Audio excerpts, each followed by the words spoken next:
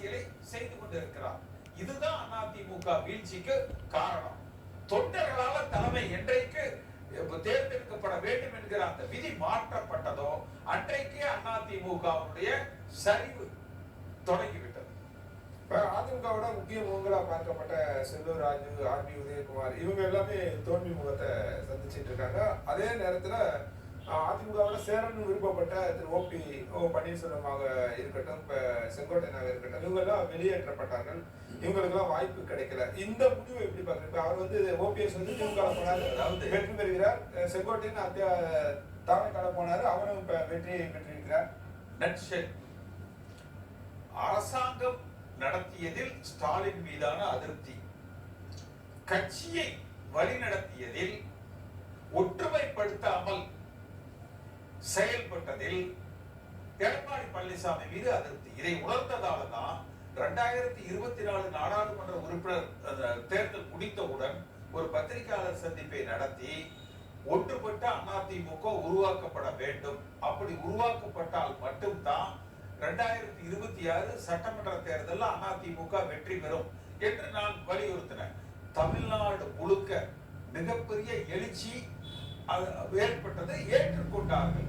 ஆனால் எடப்பாடி பழனிசாமி அதற்கு சொன்ன பதில், தெருவில் போறவங்க சொல்றதை நான் கேட்கணுங்கிற அவசியம் இல்லை. இன்றைக்கு அவர் தெருவில் நிக்க கூட முடியாது, நெண்ணை அவனாவது அடிச்சிருவான். அந்த நிலைக்கு இன்றைக்கு அவர் ஆளாக்கப்பட்டிருக்கிறார்.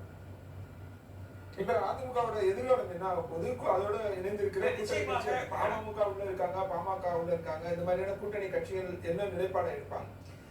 இனி இந்த முறை வந்து விஜய்க்கு வந்து கொஞ்சம் நம்பர்ஸ் கம்மியா இருக்கு. அப்ப நிச்சயமா காங்கிரஸோ பாட்டாளி மக்கள் கட்சியோ விஜயோட போவதற்கு அதிக வாய்ப்புகள் இருக்கு. அப்ப பாட்டாளி மக்கள் கட்சி இனிமேல் எடப்பாடி பழனிசாமியோட போக மாட்டாங்க. அநேகமா அவர் விஜயோட ஆட்சியில பங்கு ஏதாவது கொடுத்தால் அந்த பக்கம் சேர்ந்துருவார். மாநிலங்களவை உறுப்பினர் அதிமுக கொடுத்திருக்காங்க, போச்சு. இனி எதிர்கால அரசியலுக்கு அது வந்து நிக்காது.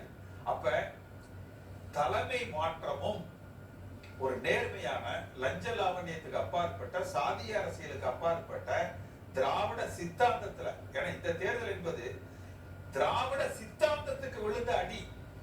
ஒரு சித்தாந்த ரீதியாக பேரறிஞர் அண்ணா, புரட்சி தலைவர் எம்ஜிஆர், தந்தை பெரியார், கலைஞர் இவர்கள் எல்லோரும் வளர்த்த அந்த திராவிட சித்தாந்தம் இன்றைக்கு அடித்து துவைத்து ஓரங்கட்டப்பட்டிருக்கு.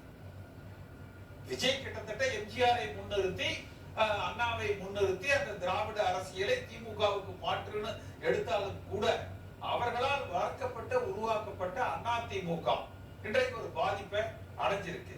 தலைமை மாற்றம் ஒன்றுதான் இதற்கு தீர்வு.